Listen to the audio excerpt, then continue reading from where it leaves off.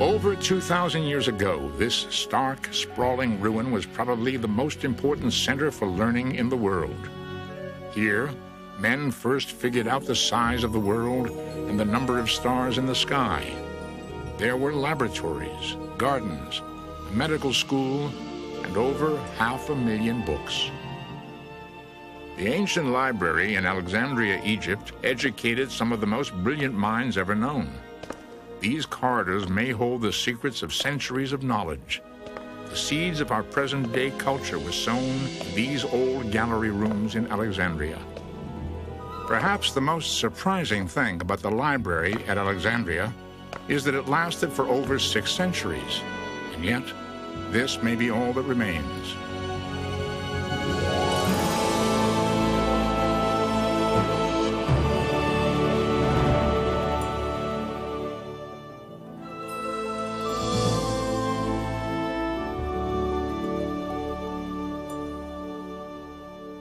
The founding of the library in Alexandria has been called the beginning of modern history. More than just a library, it was the first world research center. For hundreds of years, Alexandria invited dignitaries from around the world to study in its library halls. Resident scholars could live, eat, learn, and work with visitors who brought important new information to Alexandria.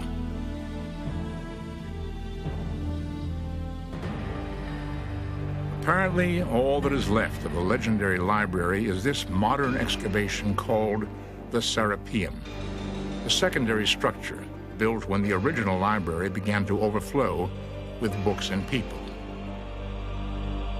The Serapeum exists only to tease us with a glimpse of the library's illustrious past.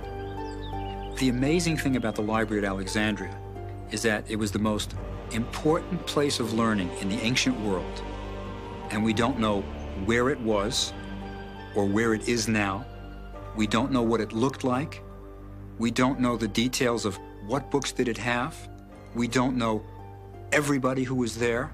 There's more that we don't know than we do know.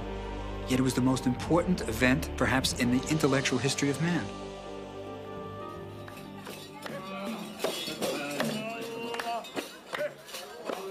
Over 3 million people live in present-day Alexandria, mostly followers of the Islamic faith. The old streets are crowded with shops and apartments built up alongside ancient ruins. 130 miles northwest of Cairo, Alexandria is Egypt's second largest city and home to her main port. In the 4th century BC, this fine open harbor and its island of Pharos attracted the illustrious conqueror Alexander the Great. When Alexander founded the city in 332 BC, he chose it for location. The Mediterranean Sea, the island of Pharos, and proximity to the river Nile made for a good naval base. The natural harbor allowed easy access to all the nations in the fast-growing Mediterranean. Widespread trade and other civilizations were accessible. Alexandria was ideally suited to be the world's new center of thought, culture, and activity. As Alexander the Great looked out into the empty harbor, what did he envision as the future for the city that would bear his name? And why would the warrior Alexander even care about a library? Long before Alexander entered Egypt, generations of Greeks struggled with early riddles of existence. It was the beginning of man's understanding of the natural world. Investigation of everything was important. Athens, Greece, became the brain power center of the old Greek world. Conversation and debate were common pastimes. Public speaking produced public scholars who became celebrities. In the 5th and 4th centuries BC, men like Socrates, Plato, and Aristotle were working in Athens. They were the popular and controversial policymakers of the day. Their early teachings are the foundation for modern thought. But what did these early intellectuals have in common with one of history's finest generals, Alexander the Great? The tradition is that Alexander was taught by Aristotle. And Aristotle, of course, was taught by Plato, who in turn was taught by Socrates. Plato and Socrates believed that the senses mislead you, that if you can see it, you shouldn't really believe it. They believed in eternal, unchanging truths, which are known by the mind, not by the senses. Aristotle turned this around. Aristotle said, no, nothing enters the mind except through the senses. And he, in turn, taught Alexander the Great. Alexander was born to the ruler of Macedon, the most rapidly expanding state in the Greek world. Naturally, King Philip wanted the best tutor in the land for his royal son. So at age 13, Alexander, the soon-to-be great, was turned over to Aristotle of Macedonia. The philosopher filled the young warrior with a passionate love of learning. Educated men are as much superior to uneducated men as the living are to the dead. The fate of empires depends on the education of youth. Aristotle the philosopher, 4th century BC. Alexander valued knowledge as a tool for power. On his quest to conquer the world a decade later, Alexander carried Aristotle's copy of Homer's Iliad with him into battle. The warrior was also a poet. Working his massive Greek army across Asia to western India, the gifted young commander inspired admiration. His campaign to fend off Persian rule shot like a spear through the ancient world, winning Alexander the support of armies, kingdoms, and countries. In the fall of 332 BC, Alexander crossed into Egypt early in his world campaign. Egypt was then a Persian province. Egypt hailed Alexander as a liberator from Persian oppression. Welcomed as a ruler, Alexander was crowned Pharaoh of Egypt. For almost 3,000 years, Egypt had been ruled by godlike pharaohs. Those ancient pharaohs were the link between their mortal subjects and the gods themselves. Egyptian pharaohs were thought to be gods in life and after death. But Alexander was Greek, not Egyptian. He had no guarantee of an afterlife. Where would Alexander the Great find immortality?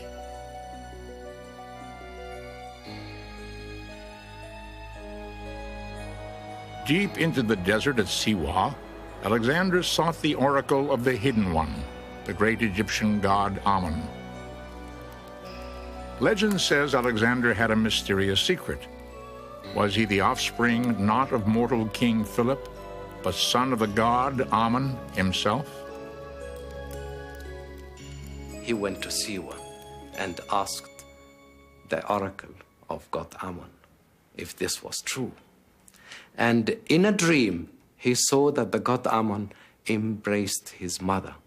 So this was an assurance, a confirmation of the claim. And then he asked his father, god Amun, if he would require him to do anything. And the answer came also in a dream. King, I am god Amun speaking to you. Go and found an illustrious city at the site of the island Pharos. He immediately carried this out. In the dream, the god Amun embraced Alexander's mother, while in reality Alexander embraced Egypt and founded Alexandria.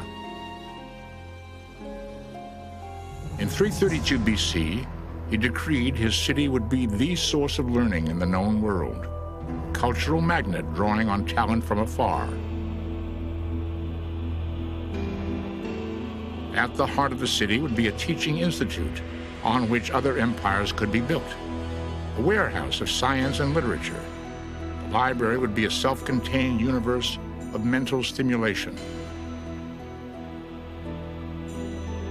Architects laid out the plans for the new city, while after only 6 months in Egypt, Alexander continued his aggressive adventures elsewhere. It seemed as though he would conquer the world, but in 323 BC, weakened by wounds and fever, possibly poisoned, Alexander the Great suddenly died. What would happen to his fair city? Would new rulers share Alexander's lust for knowledge? The library at Alexandria had yet to be built when his namesake died. Would the world ever see his vision?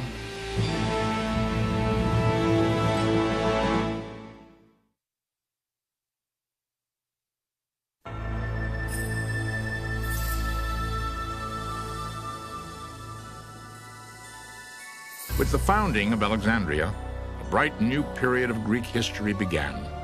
It was the dawn of new leadership and a new way of thinking.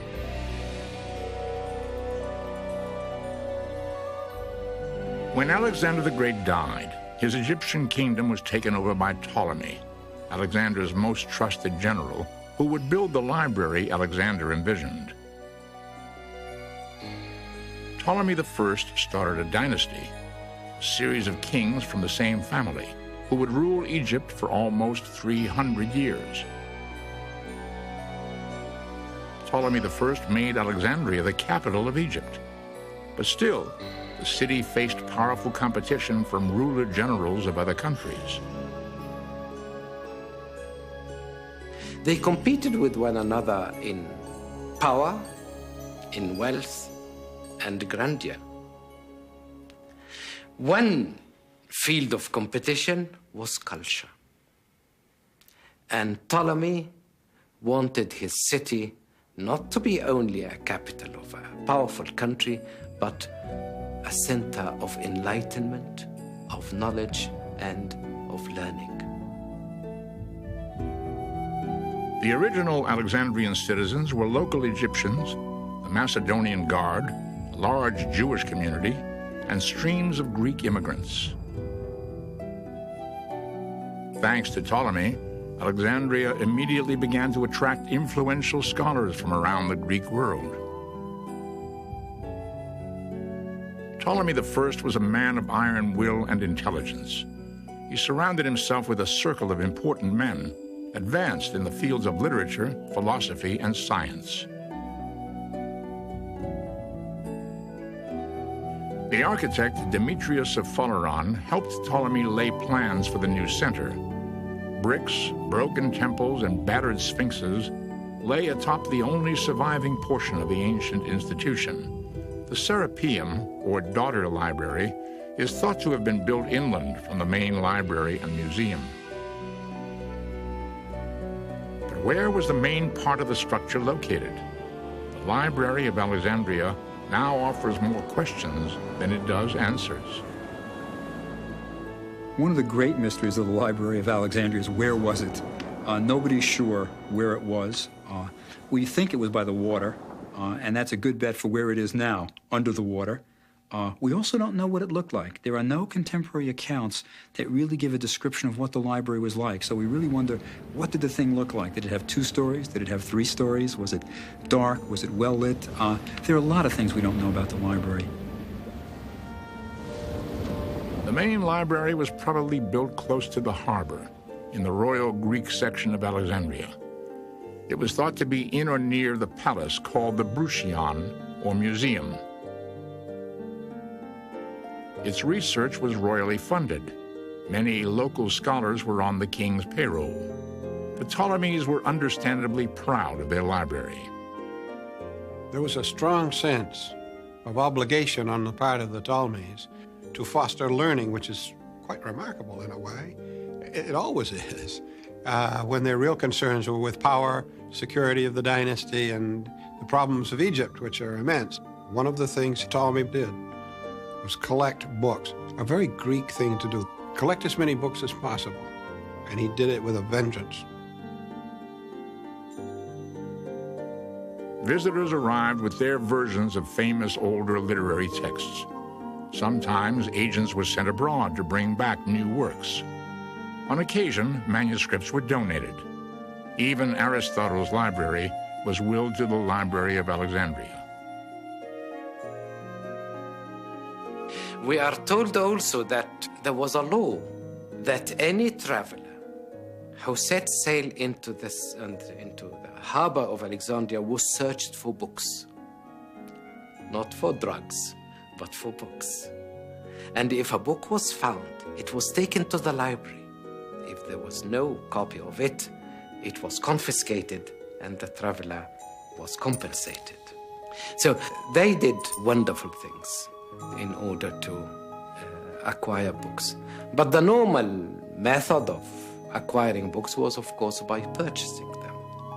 And there were marts and markets for books. So, in this way, Alexandria acquired the largest collection of books ever existed in antiquity. How many scrolls were eventually contained within the libraries at Alexandria? Ptolemy's goal was to have every existing written work in the Greek world and beyond. The secondary collection, located in the Serapeum alone, was said to hold 300,000 books. But over the course of history, the collection grew even larger. We don't know how many books there were. The best authority I know of says about 500,000, which is an awfully big library by anybody's standards. But counting books is a very inexact science. Countless ancient manuscripts were not just stored away at the Alexandria Library. They were used as research and reference for other newer scholars. And priceless books were copied by local scribes and traded for books from other parts of the ancient world.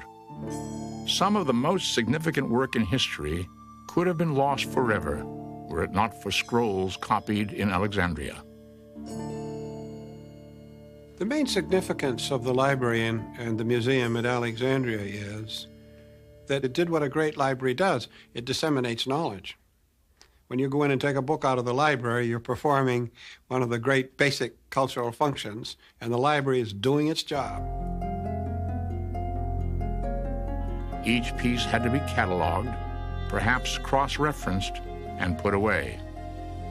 Librarians had to be able to retrieve the works easily, and scores of new works were coming in all the time. Along with more material for the library came more visitors. Scholars were drawn to Alexandria, which in turn enhanced its reputation as a cutting-edge center for learning and knowledge. Herophilus, the anatomist, established an in-house medical school at the Bruchion. Before Alexandria, doctors used animals to research human anatomy.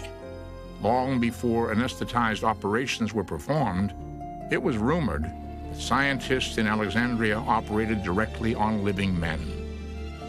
No evidence for this charge exists, but Herophilus was among the first to perform medical examinations on humans after their death. The Greeks were prohibited from doing dissection by tradition. It was prohibited to cut the human body. It was almost a sacrilege for the Greeks. But on Egyptian soil, you had the tradition of the Egyptian embalmers, who for 3,000 years had been dissecting bodies. So at the medical school in Alexandria, for the first time, physicians could practice on human cadavers. And in Greece, in Athens, for example, there were physicians who often said, I wish I had studied at Alexandria because they could do human dissection. So the library at Alexandria was, in a sense, more free than any other place, especially the medical school, and this was an important feature of it.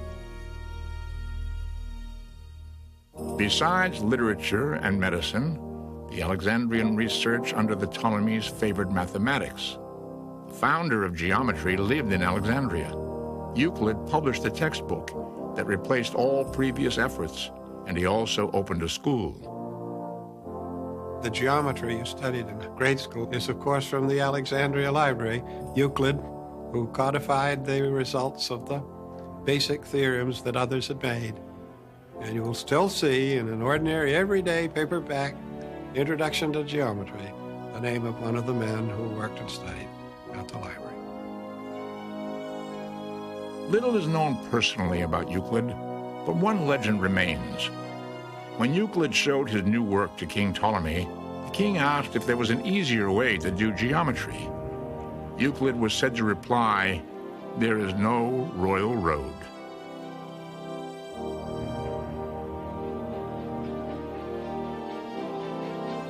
Ptolemy worked tirelessly to build the library, but as he grew older, he looked to his son to govern the land of the pharaohs.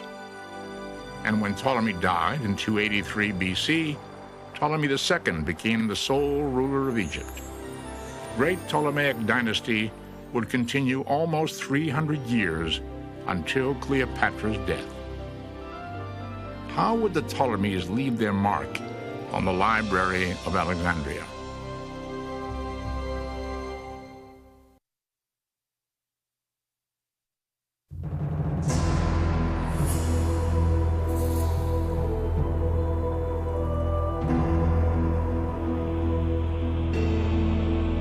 The second Ptolemy fulfilled the wishes of his father and Alexander the Great, and the Library of Alexandria flourished in the 3rd century BC. Ptolemy II ruled with his sister, and under their reign, the library and museum grew and prospered. It was the golden age of Alexandria.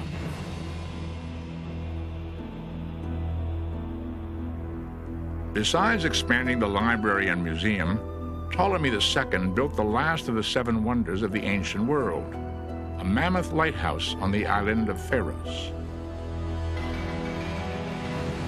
Today, the foundation of the ancient lighthouse is buried beneath this comparatively modern Islamic structure, the military fort Qayed Bey.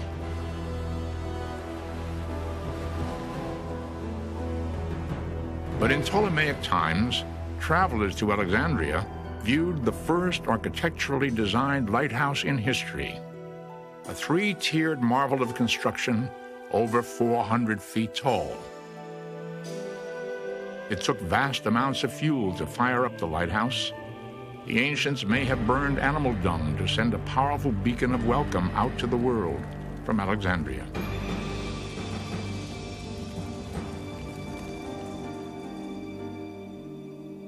Sailors guided by the lighthouse were drawn into the library. What treasures would they find in its bounty of scrolls? The history of Egypt would be typical of the kind of thing that would be in the library. Histories and records and literature would be an example of the kind of records necessary for a scholar to do research with. The difficulty was, of course, that there were 2 languages involved, Egyptian and Greek, but the basic language of the libraries was almost completely Greek, for this was a Greek ruler, a Greek court, a Greek culture imposed on the incredibly old civilization of Egypt. The library was a storehouse for all types of literature. All the great Greek philosophers must have been represented, including the writings of Diogenes. Diogenes had been inspired by a young peasant to live in simplicity. Like the young man, Diogenes even discarded his drinking cup in favor of using just his hands. Diogenes then stripped himself of all worldly goods. He gathered a group of like-minded thinkers known as the Cynics, and documented their critical views of ancient Greek society. Diogenes believed that no man could be trusted. Legend tells us of his lifelong, unsuccessful search for an honest man. Diogenes looked all over town in broad daylight with a lantern to prove his cynical point.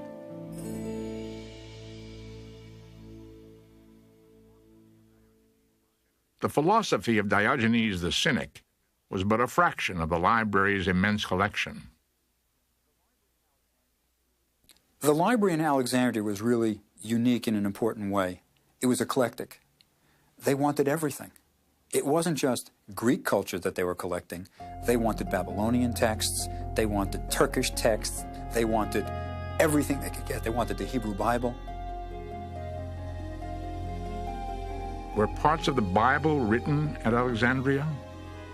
According to legend, the earliest Greek translation of the Old Testament was written in Alexandria under the guidance of Ptolemy II.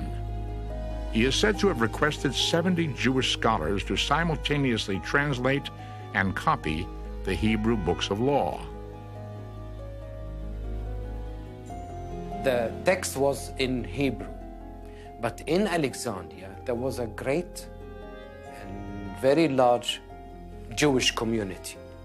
It seemed that that community was very quickly Hellenized, and that Hebrew was no longer comprehensible to them. So a Greek version was required, and it was made in Alexandria. Named for the number of scholars who copied it, the Septuagint made the Old Testament text accessible to a wide range of people and formed the basis for countless other translations of the Bible.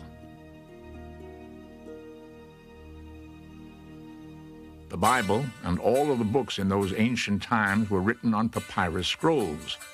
The word paper comes from the Egyptian papyrus, the plant from which scrolls were made. Papyrus grew along the banks of the Nile. The ancients pressed wet strips of reeds side by side. They were pounded flat, and when dry, could be written on with early pen and ink.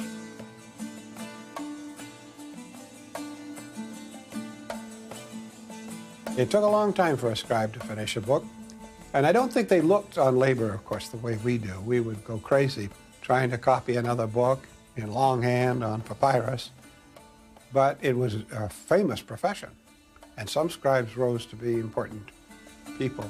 Of course, in those days, to be able to read and write was almost magical.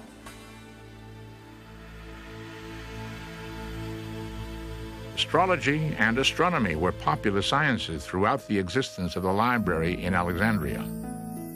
Many ancients believed in the influence of the stars and planets on daily life. The belief was, of course, that as above, so below. What happened in the heavens influenced what was on Earth. So astrology was part of astronomy, and astronomers were astrologers, and astrologers were astronomers. In order to predict what happened on Earth, you had to accurately observe what happened above. In Alexandria, Aristarchus first figured out that the Earth revolves around a stationary sun. About 100 years later, Hipparchus was the first to chart over 1,000 individual stars. He even figured out the length of the solar year, correct to within 7 minutes. The library must have been an exciting place to be at. I mean, this was the closest you had to a government grant, where you could just do what you wanted to do and be supported. In the air was the sense that study everything for its own sake and just try to put everything together for figuring out the mysteries of the universe. Even as scholars in Alexandria solved the mysteries of the universe, the Romans were encroaching on the east. Would this royally funded oasis of knowledge survive in a rapidly changing world?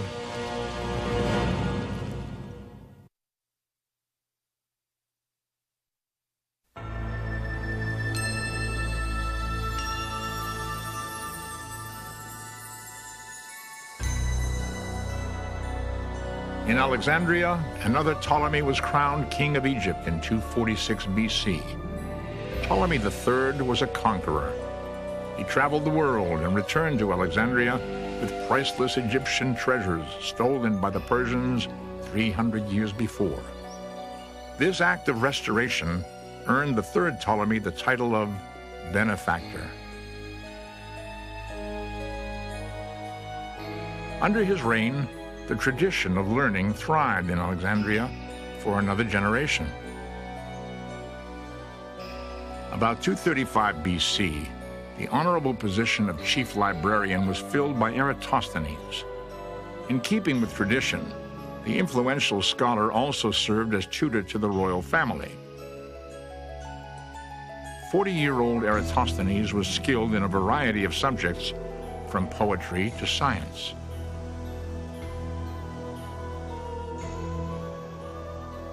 Eratosthenes is the first one to figure out the circumference of the Earth. Now, it's important to note, we were all taught in school that Columbus is the one who showed that the Earth was round.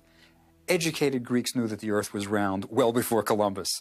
Even in one of Socrates' dialogues, he says, when we describe the Earth, we know that it's a sphere suspended in the heavens. So it was known that the Earth was round. The question is, how big was it?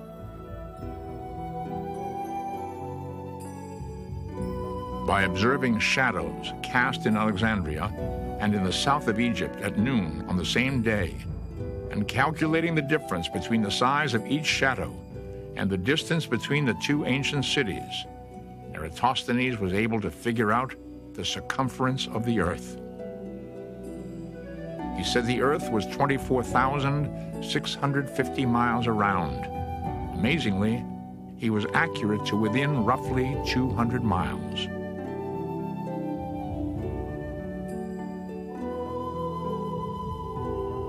A contemporary of Eratosthenes, called Archimedes, was a visitor to Alexandria. Perhaps the most celebrated of ancient mathematicians, Archimedes studied weights and measures in what we now call physics. Archimedes' principle on water displacement is still referred to today. On discovering this ancient clue to modern science, Archimedes is remembered for his cry of Eureka, meaning, I have found it.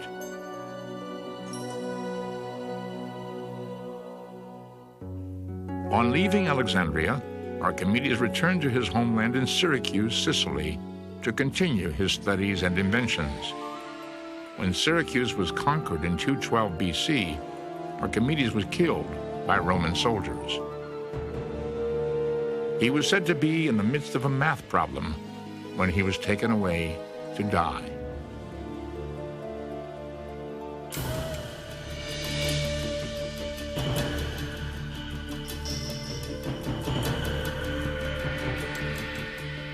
The library in Alexandria was thriving around 250 BC, while the rest of the world was making landmark strides as well.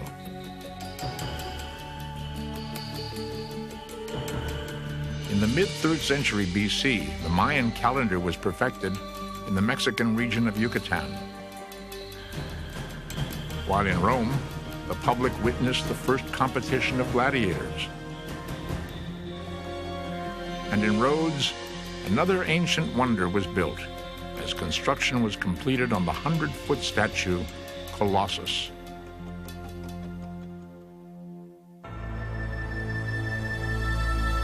At the height of its popularity, scores and scores of high-level minds came through Alexandria. But over time, the luster of the library began to fade. The reign of the 4th Ptolemy marked the beginning of the decline of the dynasty and of the library. Other world centers of knowledge emerged as replacements. Near the Aegean Sea, the library at Pergamum was a rival to Alexandria in culture and splendor. And as the influence of the Romans spread out through the world, even Egypt's great Ptolemaic dynasty came under the threat of Roman rule. In 48 BC, when the Roman general Julius Caesar came to Egypt, the ruler of the land was 19-year-old Queen Cleopatra. Cleopatra is perhaps the most famous and fabled of all the Ptolemies. The mythology surrounding Cleopatra begins with her very heritage. We often think of her as an Egyptian. No, she was a pure-blooded Greek. She was the direct descendant of that Ptolemy who was one of Alexander's field commanders. She was the undoubted pharaoh, the god queen of Egypt. She had high intellect and was quite an extraordinary person by any standards. Cleopatra faced Julius Caesar without fear. Although Caesar came to conquer Egypt, Queen Cleopatra instead claimed Caesar's heart. On their first meeting, she was said to have emerged naked before him and disarmed the brilliant Roman with her charming manner and political savvy. For beyond her seductive nature, Cleopatra possessed admirable military skills and a keen intelligence. The important thing is that Cleopatra was really an intellectual. Of all the Ptolemies, Cleopatra was the only one who could speak Egyptian. It was known that she could greet the people who came to her court in their own languages, and probably when Caesar came and when Antony came, she could talk to them in Latin. So Cleopatra would have had an active interest in the library, almost certainly, as an intellectual. There are even traditions that Cleopatra wrote works which might have been in the library. It was during the reign of Cleopatra that we may discover the first clues to the beginning of the destruction of the great library at Alexandria. When Cleopatra struggled for rulership of Egypt against her co-ruler and brother, Caesar sided with Cleopatra and found himself embroiled in an Alexandrian civil war. But Caesar's navy was no match for the fine Alexandrian vessels, and soon he was surrounded in the harbor. Caesar found himself encircled, resorted to the use of fire, and he set fire in the enemy's ships.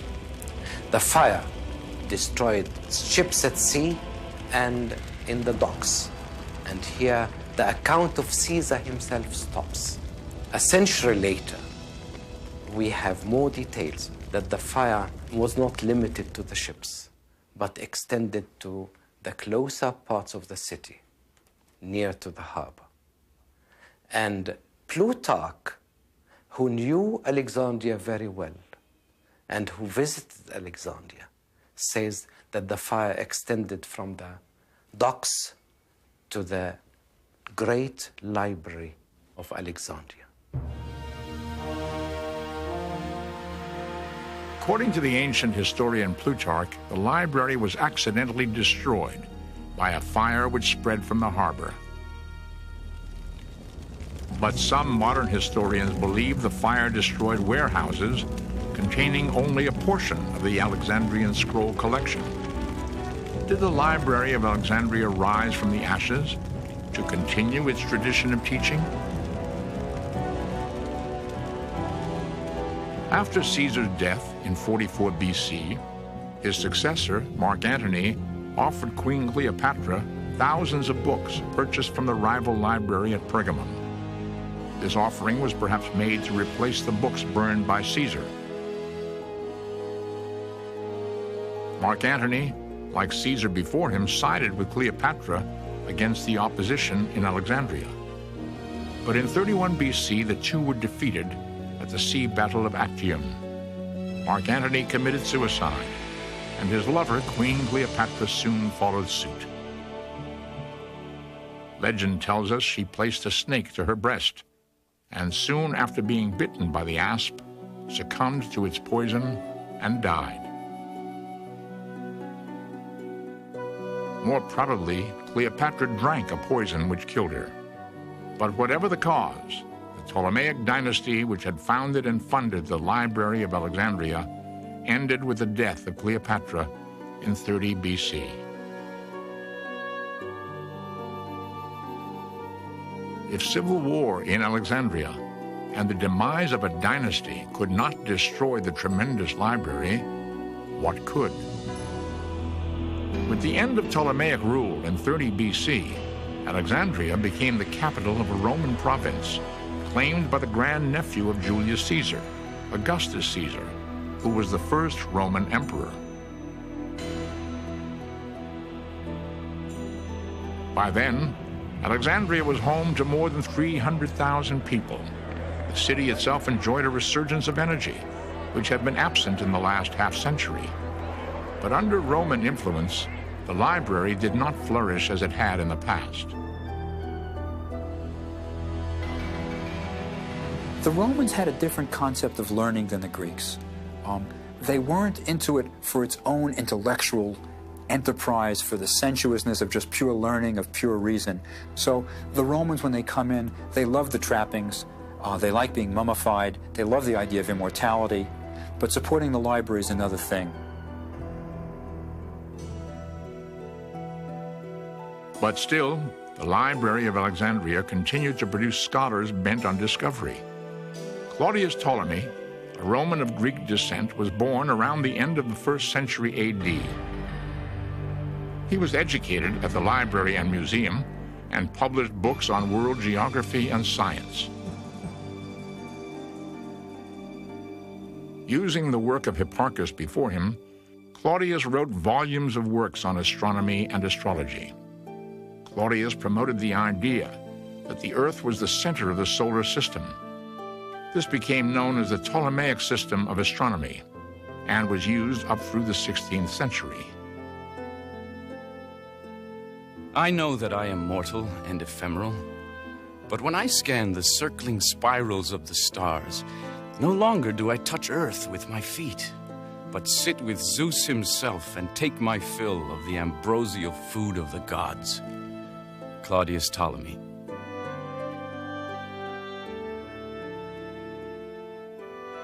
Claudius Ptolemy lived during a relatively peaceful time in Roman history. But by 200 AD, Alexandria faced invasion and plunder from abroad. The most important days of learning and knowledge had passed from the great city forever. The story of what precisely caused the overall destruction of the library may be lost to time. Accounts from various sources conflict with one another and with modern historians. The subject remains controversial.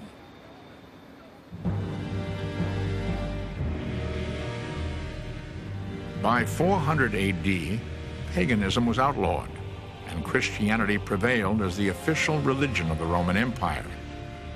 The Emperor Theodosius ordered the destruction of all monuments and temples which did not honor Christianity. Pagan scholars were murdered in the streets, and during a time of constant ethnic confrontation and rebellion, the library may have been destroyed by the Christians.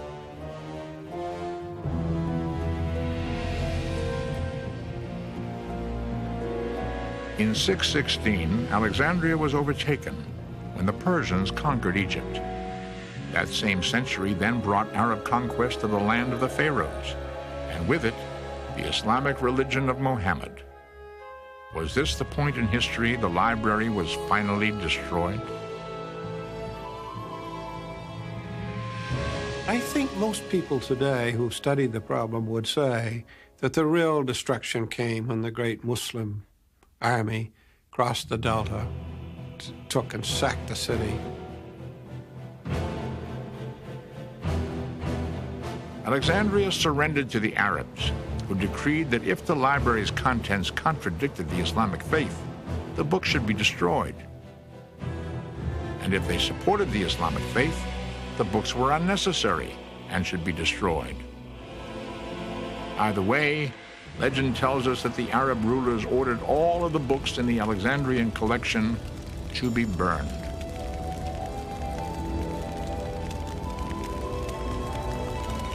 All of the stories surrounding the decline and destruction of the Alexandrian library may combine to provide the truth. Perhaps the great institution died by degrees. Caesar's fire here, the lack of funding there, the Christian Revolution, Muslim invasion, and finally, the coastal climate of the fine port city may have contributed to the loss of the largest collection of scrolls in antiquity. Whatever may have remained could have just disintegrated. Perhaps what is important is not how the library disappeared, but that it ever existed. I think the wonderful thing about the Library of Alexandria is that they did it, that the Ptolemies were willing to support this group of scholars that didn't do anything for the Greek economy. They didn't bring in money. They didn't make any contribution to the Ptolemies' lifestyle, but they still supported it. It was a sense of learning for its own sake, and that's wonderful. legacy of the library in Alexandria is our modern-day World Research Center. There, 2,000 years ago, scholarship was a shared endeavor in which great minds from all over could work together to solve the mysteries of the age. The legacy of Alexandria is tied into the very origin of modern thought.